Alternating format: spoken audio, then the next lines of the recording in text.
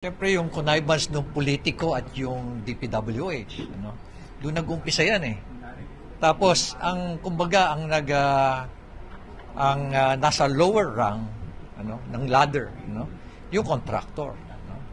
Anong ginawa ni Mayor Magalong, Mayor Isko, Mayor Vico at 52 na local officials na nagsanib puwersa para itulak si Pangulong Bongbong Marcos sa kanyang planong pagbuo ng isang napakatindi na sangay ng gobyerno, at ang ilalagay dito ay walang iba kundi si General Torre? Ang tanong, hindi pala DILG at hindi rin DPWH? Ano itong bagong sangay para lang kay General Torre? Halika, atin itong pag-usapan mga kaibigan. Matapos naming manalo sa mga bidding, may mga opisyal mula sa DPWH ang lumalapit sa amin para humingi at kumuha ng bahagi niya sa halaga ng proyekto. Ang hinihingi nilang porsyento ay hindi bababa sa 10% at umaabot pa sa 25% na naging kondisyon upang hindi maipit ang implementasyon ng kontrata. Eksklusibong balita, Mayor Magalong, Mayor Isko, Mayor Vico at 52 local officials nagsanib puwersa. Pero para kanino? Alam mo ba kung gaano kabigat ang isang listahan? Isang listahan na kayang magpagalit ng Pangulo, magpayanig ng gobyerno at magbigay daan sa isang bagong sangay na hindi mo pa naririnig, ng karamihan. Pero teka, bakit may mga mayor na biglang nagsama-sama at bakit si General Torre III ang nasa gitna ng lahat ng ito? Ang tanong, totoo ba? Ang simula ng pagyanig, noong una, akala ng marami simpleng issue lang na flood control project sa Baguio at Benguet. Pero nang ipakita ni Mayor Benjamin Magalong ang mga dokumento kay Pangulong Bongbong Marcos Jr., biglang nag-iba ang ihip ng hangin.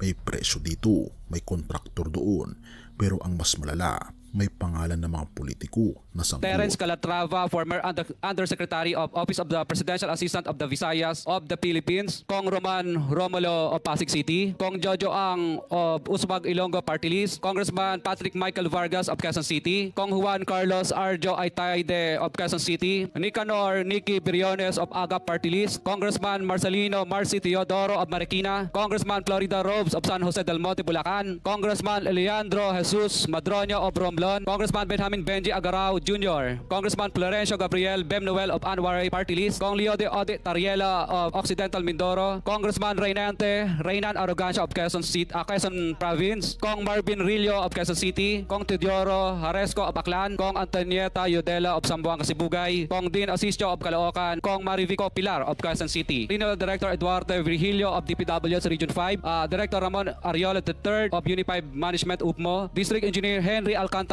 DPWS Bulacan First. Undersecretary Robert Bernardo. District Engineer Aristotle Ramos of DPWS Metro First, Pasig City. District Engineer Manny Bulusan of DPWS North, Manila Deo. District Engineer Edgardo Sipingol of DPWS Bulacan Subdeo. District Engineer Michael Rosaria of DPWS Quezon Second Deo. Karamihan sa mga kawani ng DPWS na nabanggit sa itaas ay paulit-ulit na binabanggit ang delivery ng pera ay para sa kaisaldi na dapat at least 25%. Pero nang makita ito ni Pangulong Bongbong Marcos, naggalit umano siya. Hindi ito simpleng korupsyon lang, ito'y organized crime. Ang nabuong alyansa. Habang lumalabas ang mga anomalya, hindi na nahimik sina Mayor Isko, Mayor Vico at 52 pang local officials, kaya't nabuo ang Mayors for Good Governance o M4GG. Hindi lang ito papel o pirma, ito'y hamon. Ibigay ang lahat ng detalye ng proyekto, ilabas ang mga kontraktor, ilantad ang mga kasabwat. Therefore, nagsanib puwersa sila hindi para sumikat, kundi para buwagin ang sistemang matagal nang nagkukubli. Pero sino ang pinagluluto? Dito napapasok ang pinakamalaking palaisipan. Sa gitna ng kaguluhan, isang pangalan ang biglang sumulpot, General Nicolas Torre III. Ayon mismo sa Malacanang, may bagong posisyon na inaalok para kay Torre. At tila hindi DILG at hindi rin DPWH, kundi isang espesyal na sangay na tila ginawa lang na siya lang ang kwalipikado. Pero bakit siya at bakit ngayon? Dito na papasok ang papel ni Mayor Magalong na tila dahil sa kanyang pagsusumite ng mabibigat na ebidensya, kaya't lumakas ang loob ng Pangulo na magbuo ng isang independent commission, isang komisyon na walang kinikilingan, isang sangay na magbabantay ng proyektong bilyon-bilyon ang pondo, at dito papasok si General Torre. Pero kung si Torre ay itatalaga dito, ibig bang sabihin siya ang magiging mukha ng bagong anti-corruption arm ng gobyerno, o siya ang magiging sandata ni Pangulong Bongbong Marcos laban sa mga bigating opisyal na posibleng madamay? Sa ngayon, wala pang nilalabas na detalye ang palasyo, pero malinaw ang pahiwatig. May malaking crackdown na magaganap, may mga pangalan na babagsak, at may mga general na posibleng maging simbolo ng bagong yugto ng gobyerno. Therefore, kung totoo nga dahil kay Mayor Magalong kahit mapopromote si General Torre, isang bagay ang malinaw, hindi lang ito laban ng kontra-korupsyon, ito'y laban para sa kinabukasan ng gobyerno mismo. Ang tanong ngayon, handa ba ang mga politiko na mabunyag, o si General Torre na ang magiging bagong mukha ng reforma? Sa lahat ng laban kontra katiwalian, may mga dokumento, may mga listahan, may mga pangalan, may mga mayor na nagsanib, may general na itatalaga. Pero kahit gaano kahusay ang plano ng tao, laging may kulang. Kaya't tanong, sino ba talaga ang may kakayahang magpatupad ng pinakamalinis na pamamahala? Ang sagot ay hindi lang nakasalalay sa Malacanang o sa bagong sangay ng gobyerno. Therefore, ang tunay na best governance ay makikita sa pamumuno ng ating Panginoong Jesucristo. Isaiah 9 verse 6, the government will be upon his shoulders, and he will be called Wonderful Counselor, Mighty God, Everlasting Father, Prince of Peace. Hindi ito simpleng pangako ng gobyerno sa lupa. Ito'y patunay na ang tunay na hustisya, kapayapaan at katapatan ay matatagpuan lamang sa pamumuno ng ating Panginoong Jesucristo. Kaya nga naman kaibigan, ito ang aplikasyon sa usaping gobyerno. Si Mayor Magalong at iba pang opisyal ay nagsusumikap para sa transparency. Si General Torre ay maaaring gamitin bilang instrumento para sa reforma. Pero kung walang takot sa Diyos, ang pinakamagandang sistema man ay pabagsak. Therefore, ang pinakaugat ng tunay na pagbabago ay hindi lang nasa papel, hindi lang sa komisyon, kundi sa puso ng tao na nagpasakop sa ating Panginoon Yesus. At ito ang pagwawakas na pagninilay.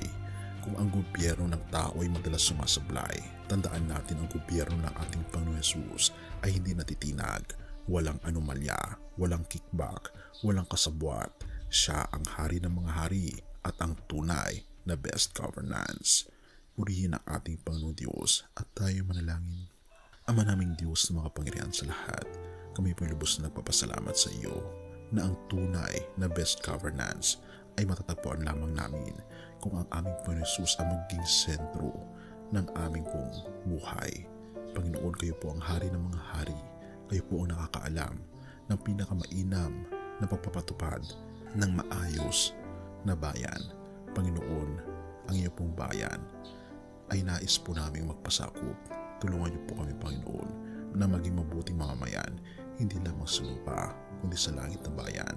Patnubayan niyo rin po ang aming gobyerno, patnubayan niyo po ang aming bayan, ang aming mga leaders, at nawa, Panginoon, lahat po kami ay magpasakop sa iyong kalooban. Pinupuri po namin kayo at pinapasalamatan, o aming Panginoon Diyos, sa inyong pong kabutihan sa amin, at salamat po sa pangako ng aming Panginoon Jesucristo na hindi niyo po kami papabayaan magpakailanman. Salamat po, at patawarin po kami sa lahat ng aming mga pagkukulang at pagkakasala, at salamat po sa pagdinig ng aming mga panalangin, at salamat po sa aming Panginoon Jesucristo na siyang nabayubay sa krus upang kami po ay magkakaroon ng buhay na walang hanggan, sa pangalan ng aming Panginoon Jesus. Amen. Bago natin ipagpatuloy, kaibigan, siya nga pala ang Great Controversy, na isa sa mga pinaka-kontrobersyal na libro dahil tumutukoy ito sa mga propesiya sa libro ng Daniel at Revelation na nagaganap na sa panahon natin ngayon. Bago ang pagdating ng ating Panginoong Diyos ay pinamimigay na namin ng libre sa pamamagitan ng PDF, at ito ay nasa limited lamang na panahon. Kaya i-click mo sa description sa baba upang ma-avail mo kaibigan ang napaka-importanteng libro ito na magbubukas sa iyo sa mas maliwanag mong hinaharap. Purihin ang ating Panginoong Diyos at tayo magpatuloy.